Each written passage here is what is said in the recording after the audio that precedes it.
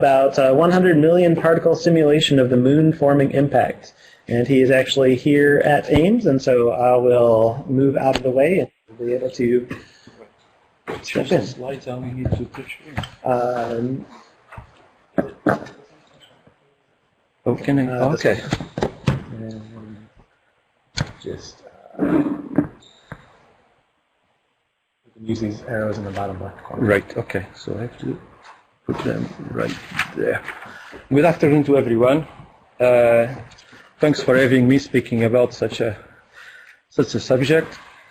So I ended up doing this kind of work coming from cosmology, in which in each field I worked for quite a while, or I still work but on the side, producing really large simulations, cosmological simulations with humongous numbers of particles. We are speaking about hundreds of billions of particles at the moment.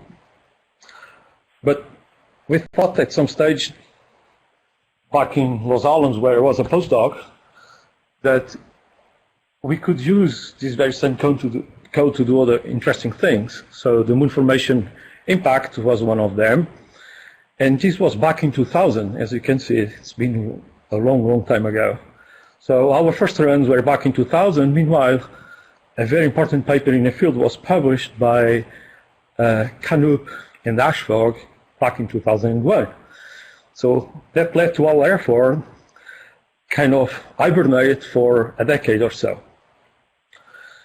Meanwhile, I came to Ames, and I thought, why not to try to do an even bigger simulation using exactly the same initial conditions that Canup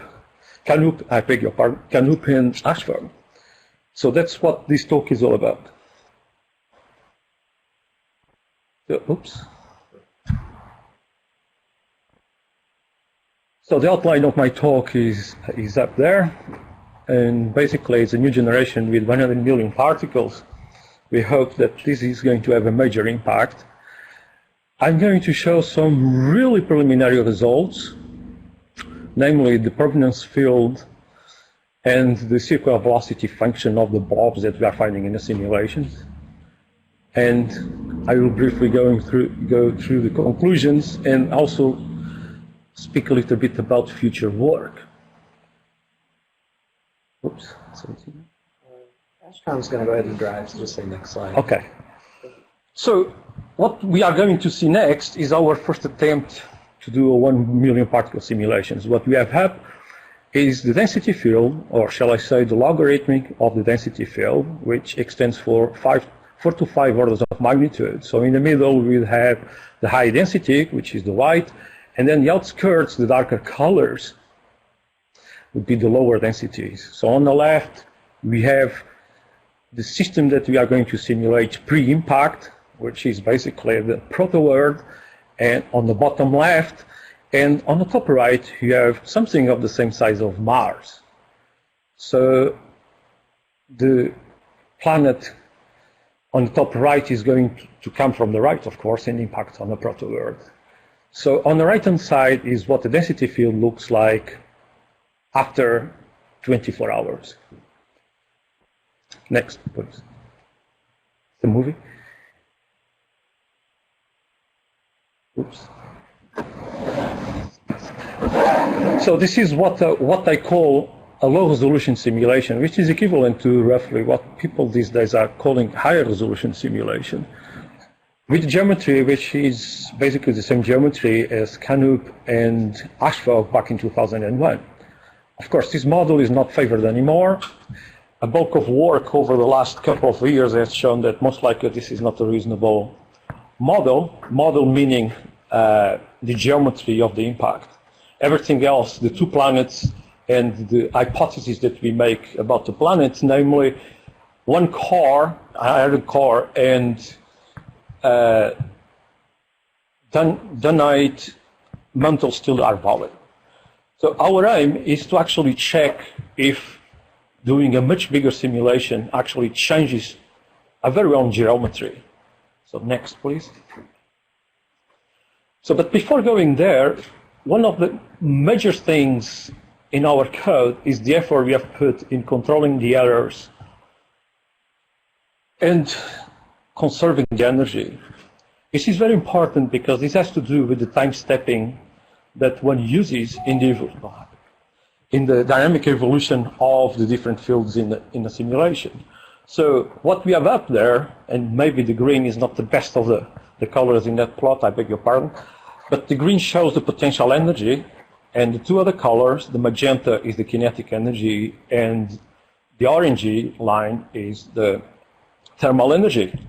So the sum of the three is roughly constant. So this is a measurement how good the code is. Actually, in our code, can you see next, please? In our code, in our particular code, we are better than 1 part in 10 to the 5 in delta E over E. Next, please. So the next movie is actually our 100 million SPH particle simulation with exactly the same geometry, except we have many more particles. Can you run the movie, please? The movie is much slower. We are having some technical difficulties in here. On this machine, but we're Okay.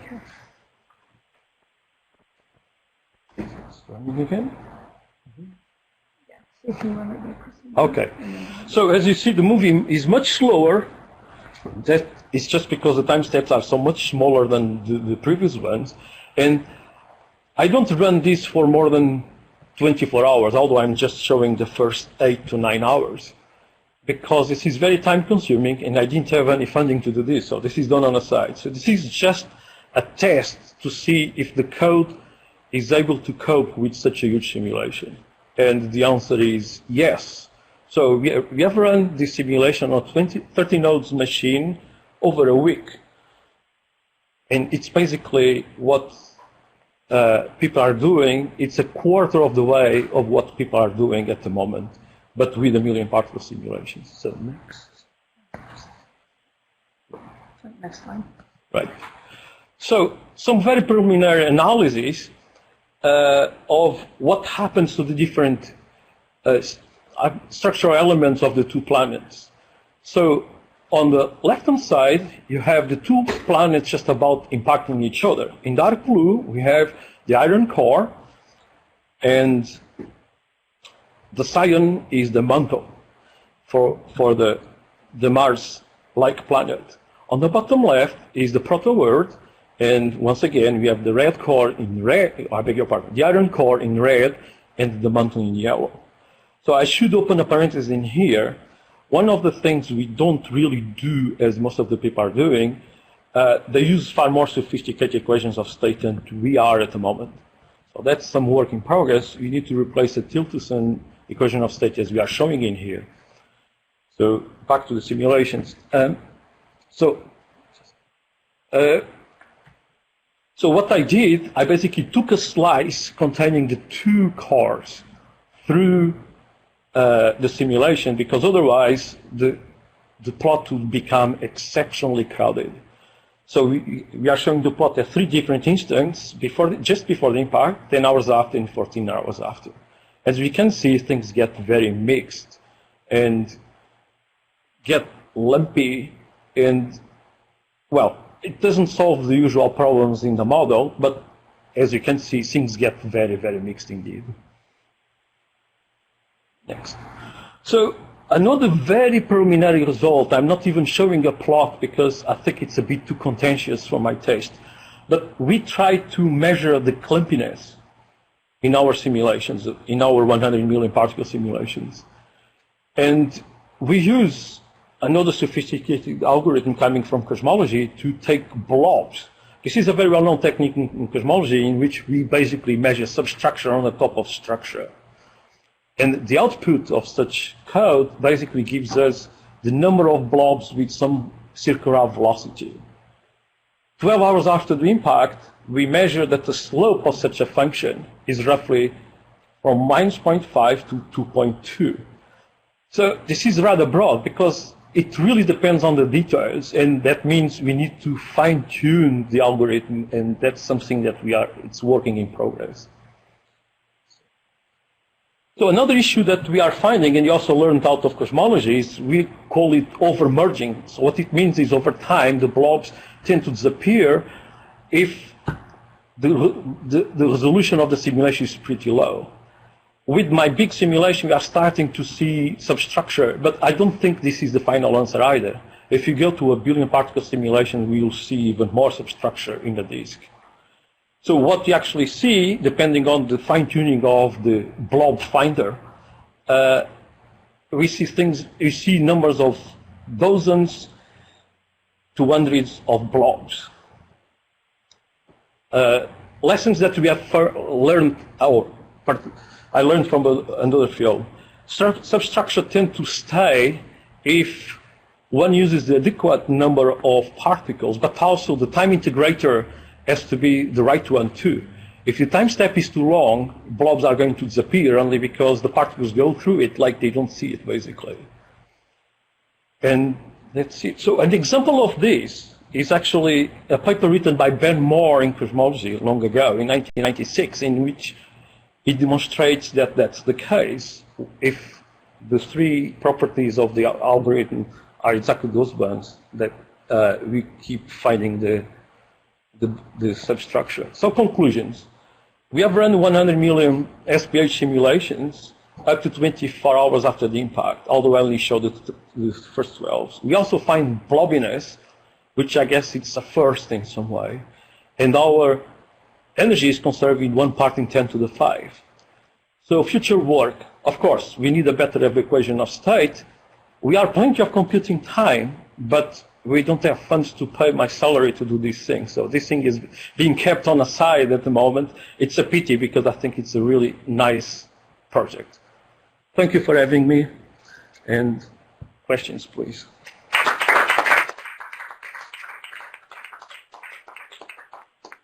Great, thank you so much. Actually, can we go back to some of the movies? And I believe that you can click on them locally. Is that correct, Estelle? That is it should. It's not. Some people's machines aren't. But Bill, if you try clicking on, roll over the movie, and then you should pop up a play button and click that. Yeah.